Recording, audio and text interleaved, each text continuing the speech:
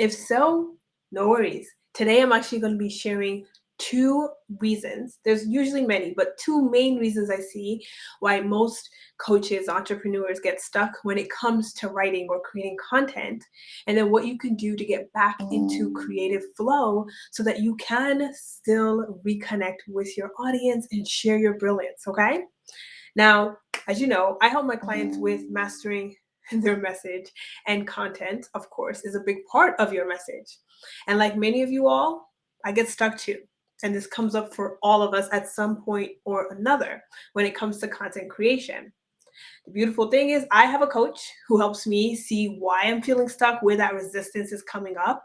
That's usually when you're in your own head and you're overthinking things, and maybe you're comparing yourself to someone, and so you kind of hold back, or you have that feeling of imposter syndrome, and so you kind of put this block in your brain around content creation, or maybe you're not even seeing the results that you expected for the ones that you've already created. So you're like, well, why am I still putting content out there? Like, I'm not inspired. I have nothing to say.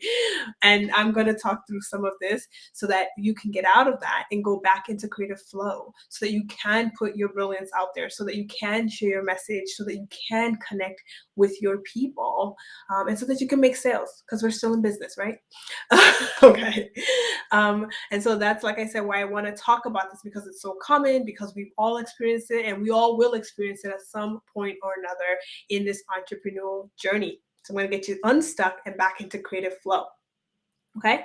So if you're like me, whenever you get stuck, you kind of go into a place where you're doing everything else but content creation. It gets put to the like backside. So if I am folding laundry, that's my thing.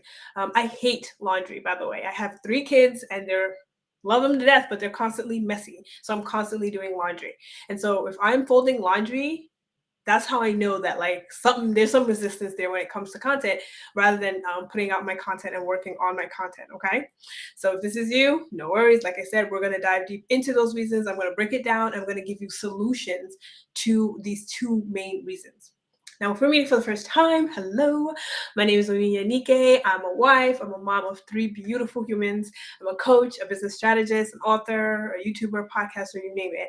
And I help coaches, brilliant coaches, impact-driven coaches, to master their message and create a simple, personalized strategy to help them consistently generate leads and sign 3 to 4 premium clients every single month in their business, okay?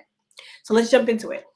If you're stuck when it comes to content creation, one of those reasons could be that you're trying too hard to be perceived a certain way. Who can relate? If you can relate, drop it in the comments.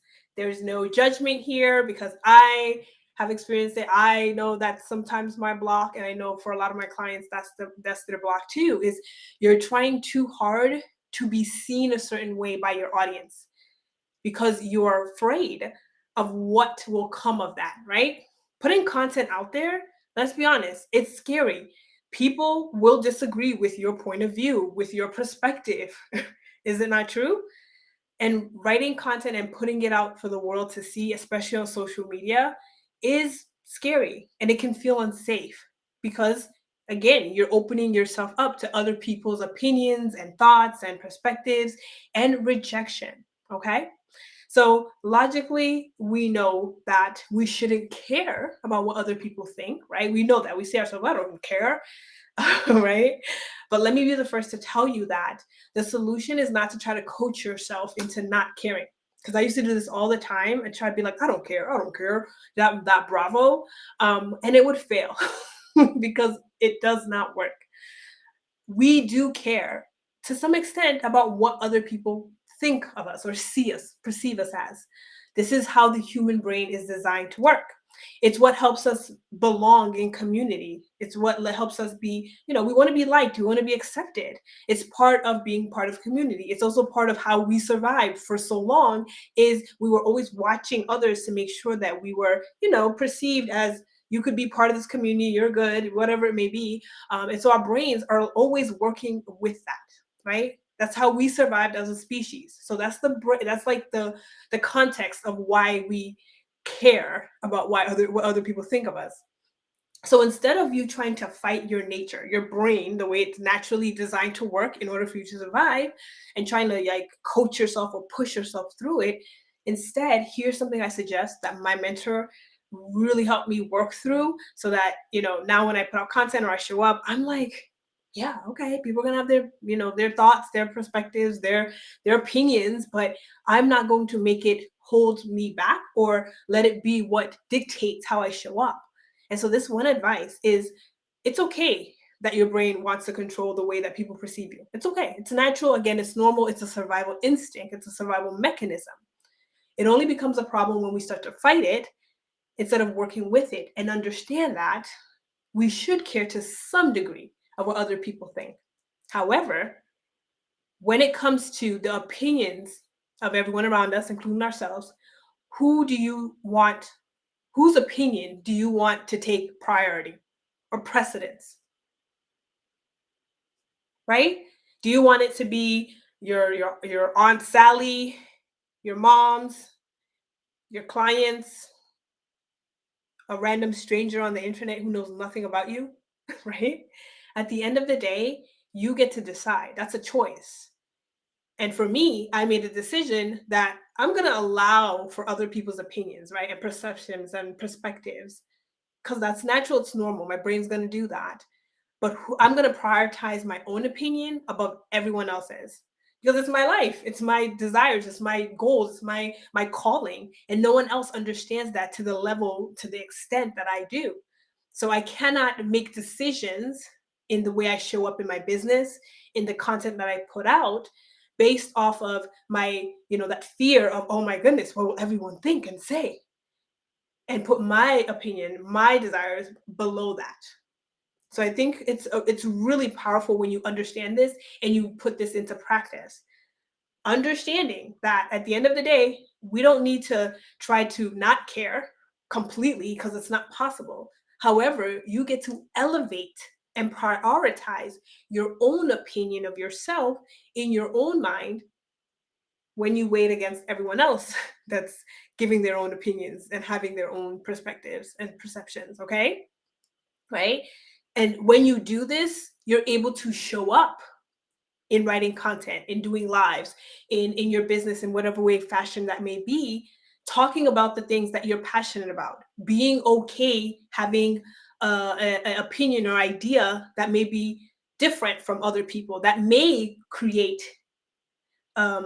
friction, that may not go, that may go against the grain, that may not align with what everyone else is saying. Once you value your opinion about everyone else and you're confident in your expertise and your knowledge and your experience and your skills, then you don't get stuck in this place where you're like, well, I don't want to say nothing, I don't want to ruffle feathers, well, I don't want people to think this way, or people are going to disagree. You just show up, and you show up as you are, and you share what you're passionate about, and you share your knowledge, and you share your experience, and you share what you know, and you lead your movement, because this is what is going to help you really show up in your business.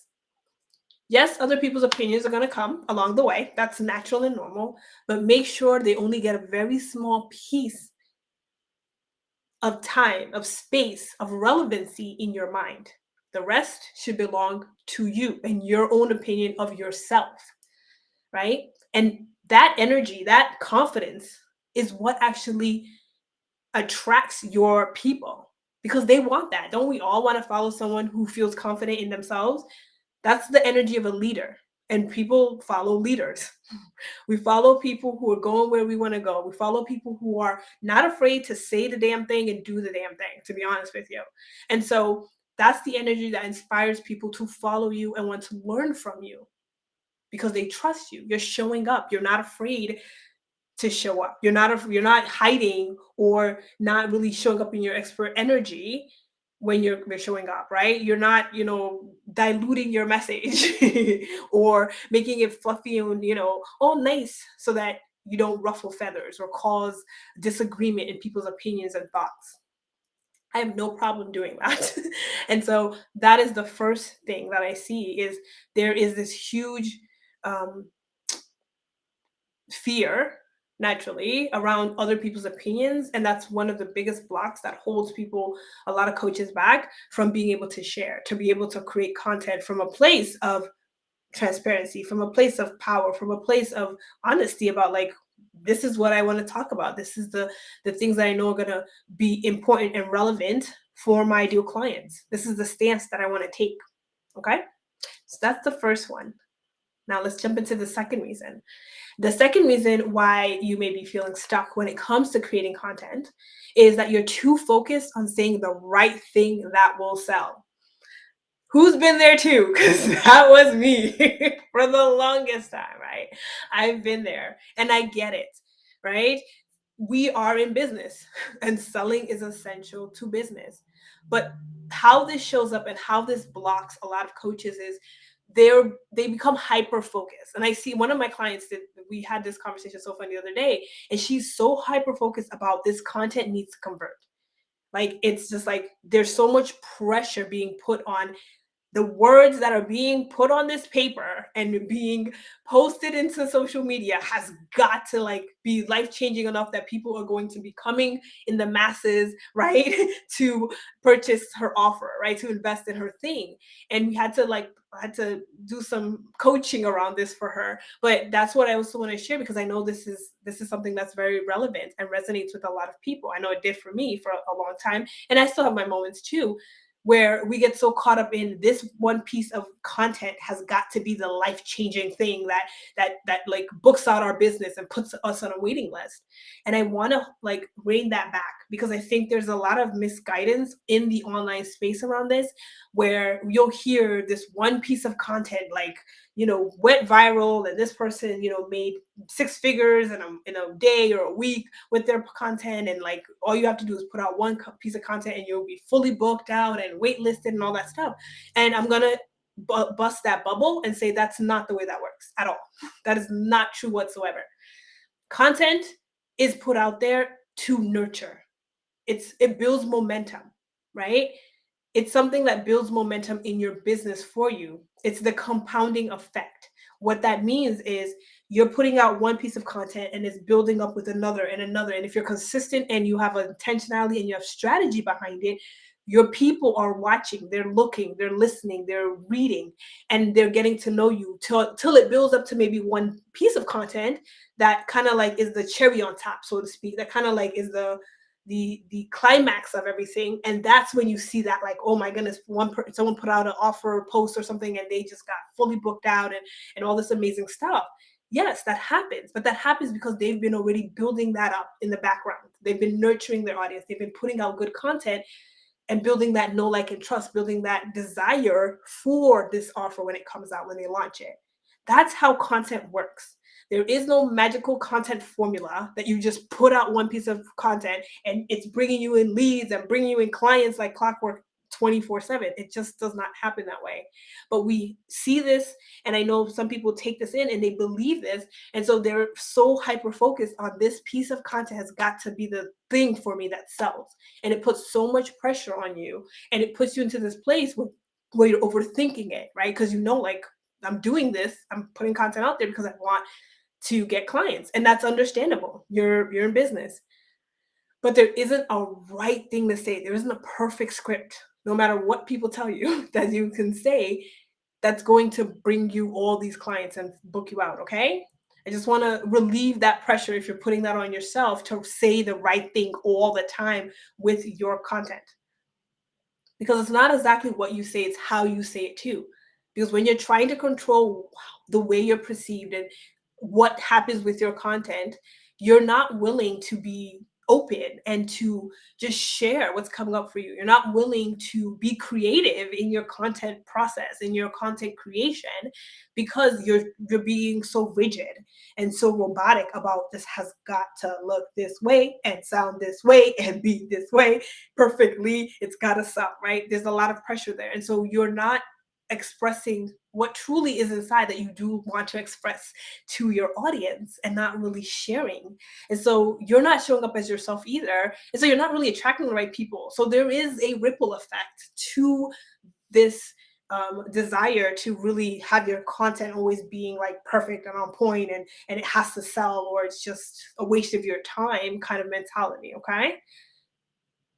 Because your content, it's what captures and keeps people's attention. It's what gets people to know you, to like you, to trust you, to want to engage with you. So go and say what is in your mind and what is on your heart that you know that your audience needs to hear in order to not always take action sometimes, but just to have a shift in perspective and an enlightenment, right, around what they're going through. Be able to do that from a place of release, not a place of friction and the tightness of holding it in, but like, hey, this is what it is. I'm putting it out there and let's see what happens. Okay. Now, yes, there should be some intentionality, some strategies to some place, to some part when you're, let's say, launching an offer. But again, even that gets to be fun. That gets to be mingled in with your essence, with your creativity, with who you are, with just you in there, your brilliance in there, okay? Because that's what's going to unlock the overflow. That's what's going to help you be able to create content from a place of no pressure, from a place of just joy and excitement about what you're putting out there, motivated about what you are creating and how you are pouring into your audience. Okay? So to quickly recap, and again, if this is resonating with you, please let me know in the comment section. I will come back, I will check it out. Let's have a conversation because this is so salient and relevant, I think, to all of us, because we've all had our moments and we all get stuck here. So to recap, when you feel stuck with content, it's because you're either trying too hard to be perceived a certain way and making it all about you, or you're too focused on saying the right thing in order for it to sell. And I'm letting you know that you can release, you get to choose to release that and just be in flow and to create content from a place of abundance, from a place of flow, from a place of sharing what you know in your heart, your people need to hear, and being okay with it not being perfect and being okay with other people's opinions, right? And disagreements and perceptions, whatever that may look like. So my question for you, put in the comments, is which one do you think is holding you back? Now, again, like I said, there's a couple others, but I think these two are the most salient. Which one do you think is holding you back when it comes to creating content? Let me know in the comments. If maybe it's the first one, maybe it's the second one, maybe it's both. That's okay. I've been there with both of them. And my coaches coach me through it. So whatever reason, know again that you can shift it and get back into service for your audience through your content. And when you get into that energy of just service, it changes everything. Whenever I show up live, I don't think about, oh my goodness, how many sales will I make? How many calls will I get? I hope they see me a certain way. I'm just showing up as me, right? I talk with my hands, I make some funny faces sometimes, but I'm excited to pour into you all and to share my knowledge and my experience, and to help you maybe get that shift, that win that you're looking for in your business. And that should be the energy that you're coming from, of service, because it shifts everything. It takes the pressure off of you and just puts it on just showing up and being present for your people and showing up for them and creating those connections, that engagement, those conversations. Okay. Now, as always, we're about to skip into number 2, day 3 tomorrow. Wow, time is flying. As always, if you're craving deeper support to master your message so that you can be able to create magnetic content with flow, okay, that's the key, with flow, that's going to easily attract your dream clients who happily pay your premium prices, then of course, I invite you to send me a DM with the word flow, and we can have a chat. I can take a look at your content, your messaging, give you some pointers here and there, and if it makes sense, invite you for us to work deeper to really get you going and landing those clients consistently in your business, okay? All right, my friends, as always, I will see you tomorrow for another snackable training. Until then, have a great day.